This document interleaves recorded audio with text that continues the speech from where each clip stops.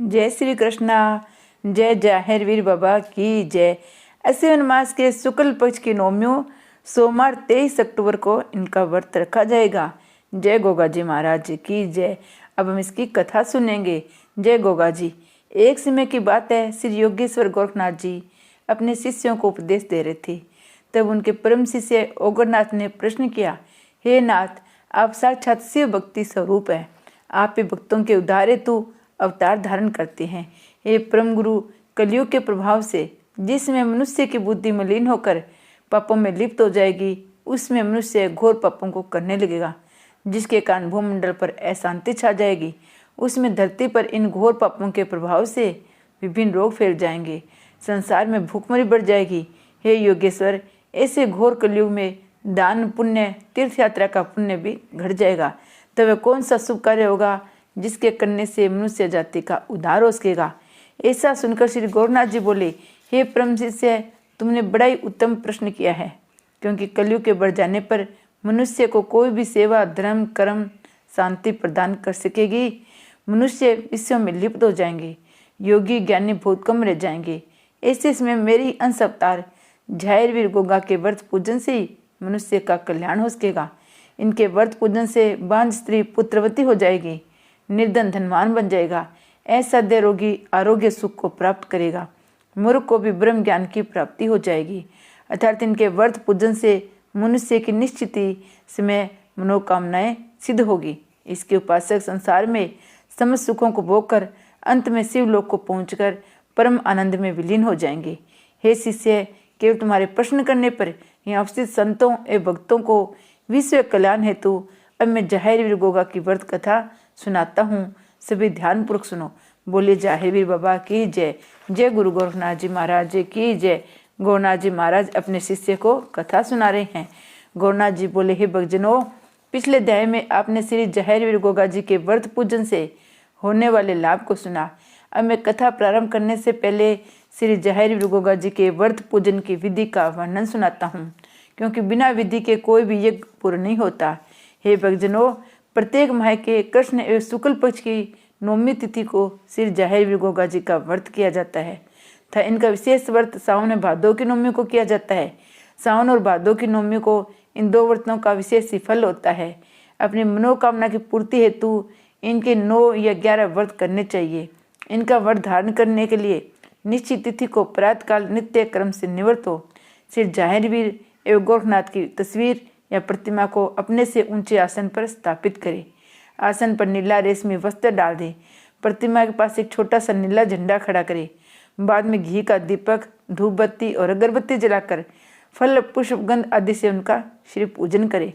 पूजन में श्री जाहिर चालीसा, स्तोत्र, कथा, आरती एवं जाहिर मंत्रों से पूजन करे।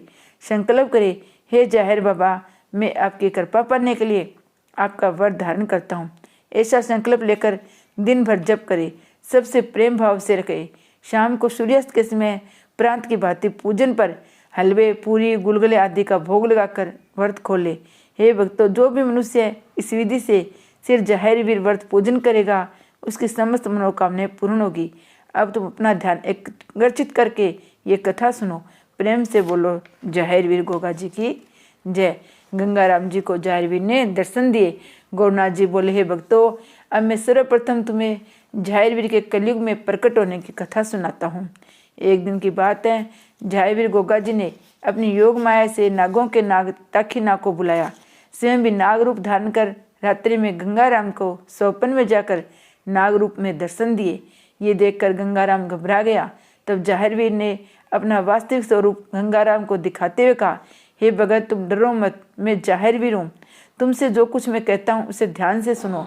हे भगत, ददरेवा नगर के क्षेत्र में जहाँ मैंने समाधि ली है, मेरा वर धारण कर तुम वहाँ मेरी मेडी बनवाओ, वहाँ मेरा मेला भरवाना शुरू करो, विश्व में मेरा प्रचार करो। जो भी मेरी मेडी पर आकर नीला झंडा चढ़ाएगा, जो मेरा नेजा व छड़ी बनाकर उनकी पूजा करेगा, घर घर मेरी जोत जलाएगा, वह मेरा प्रसिद्ध भक्त कहा जाएगा। जिस किसी के यहाँ संतान न हो, वह मेरा जात स्वीकार करे। इच्छा पूर्ण होने पर मेरी जात दे, उसकी अन्य इच्छा भी पूर्ण हो जाएगी। प्रत्येक नवमी को मेरा व्रत धारण कर जो मेरा पूजन करेगा, उसके कुल का नाम उजागर हो जाएगा। हे भगत, ऐसा कोई फल नहीं है जो मेरी भक्ति से प्राप्त न हो। ऐसा कहकर श्री जाहिरवीर गोगा जी ताखी नाग सहित अदृश्य हो गए। हे भक्तों, रात बीतते ही गंगाराम ने जाहिरवीर का प्रचार शुरू किया। जाहिरवीर की मेढ़ी का निर्माण कराकर नवमी के दिन वर धारण कर जाहिरवीर बाबा की पूजा की, जिसके प्रताप से उसके कुल का नाम उजागर हो गया।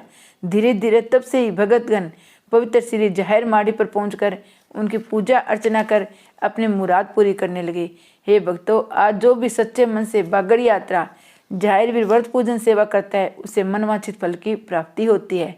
हे भक्तों, जो भी जाहिरवीर की भक्ति स्वीकार करे, इस कथा का प्रचार करेगा, उसे चारों फल की प्राप्ति होगी। अब मैं तुम्हें उन भक्तों की कथा सुनाता हूँ जिन्होंने श्री जाहिरवीर बाबा का व्रत पूजन कर अपनी मनोकामनाएं पूर्ण की। नाथ जी बोले, हे संतो, अब मैं तुम्हें एक दुखी पति पत्नी की कथा सुनाता हूँ जिन्होंने श्री जाहिरवीर व्रत कथा पूजन कर अपनी मनोकामनाएं सिद्ध की। दयालपुर गांव में एक सुखीराम नाम का एक भगत था। दुर्भाग्य से उसके यहाँ कोई संतान नहीं थी, जिसके कारण सुखीराम और उसकी पत्नी हरदेवी बड़े दुखी रहते थे।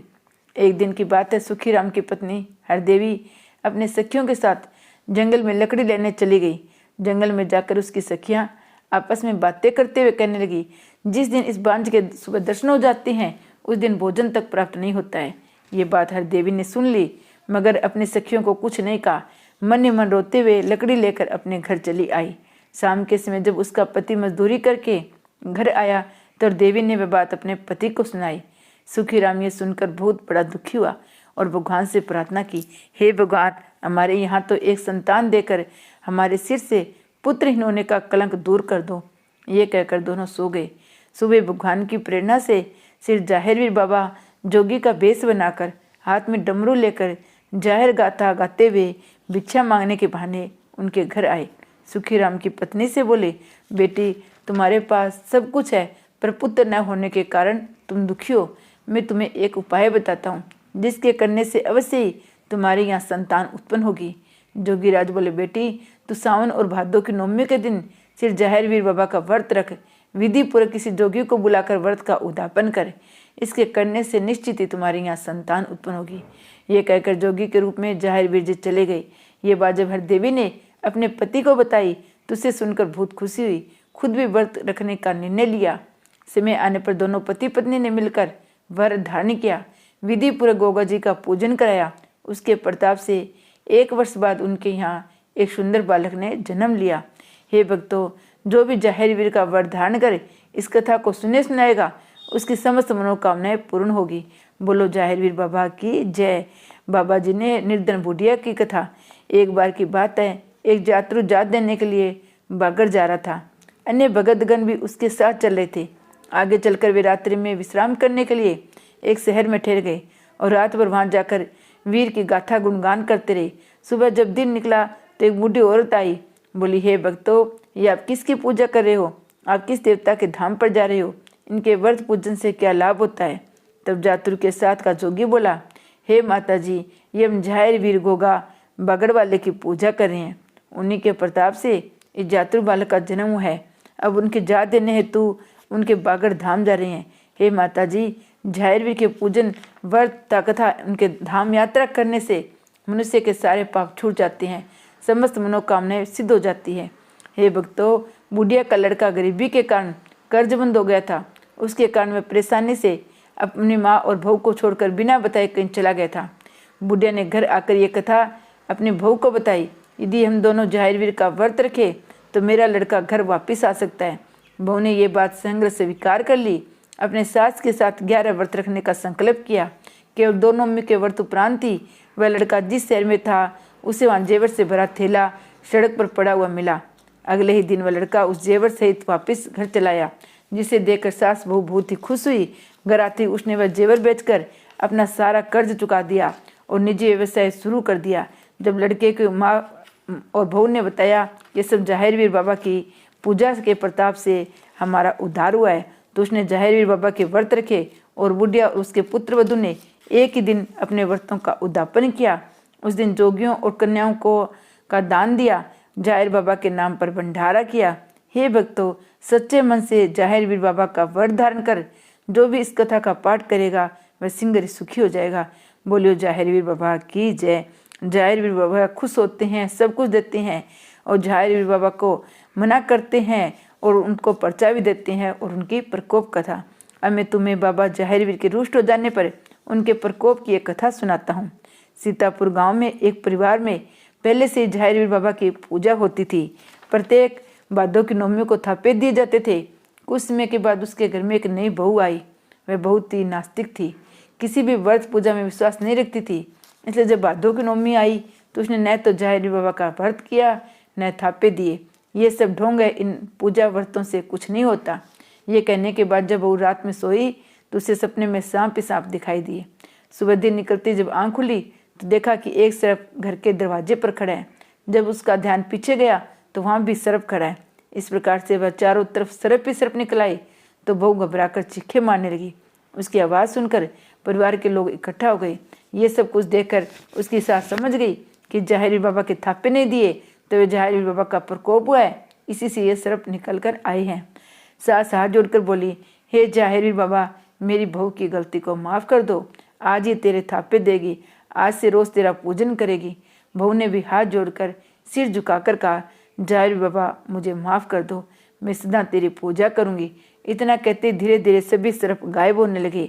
तब उनमें से जाहिर रूपी सर्प ने अपने वास्तविक रूप में प्रकट हो गया और कहा, हे देवी, तूने मेरी न तो पूजा स्वीकार की और मेरा अपमान किया, जिसके कारण ऐसा हुआ, लेकिन मैं तुम्हें माफ़ करता हूँ। मगर मेरी ये बातें ध्यान से सुनो। जो भी मेरी पूजा, थापे, निशान, छड़ी, नेजा आदि स्वीकार करेगा उसकी मनोकामनाएं सिद्ध होगी। मगर इच्छा पूर्ण हो जाने पर जो मेरी स्वीकार करी हुई पूजा भेंट नहीं देगा उसे मैं तुम्हारी तरह दंडित करूँगा। ये कहकर जाहिर बाबा अपने सर्पों से अदृश्य हो गए। जो भी इस कथा को नियम से पढ़ेगा उसे उत्तम फल की प्राप्ति होगी। जय श्री गोरखनाथ जी महाराज की जय। जय गोगा जी महाराज की जय। जय गोगा जी महाराज सबकी मनोकामनाएं पूर्ण करे। जय जाहिर वीर बाबा की जय। गोगा मेरी के धाम की जय।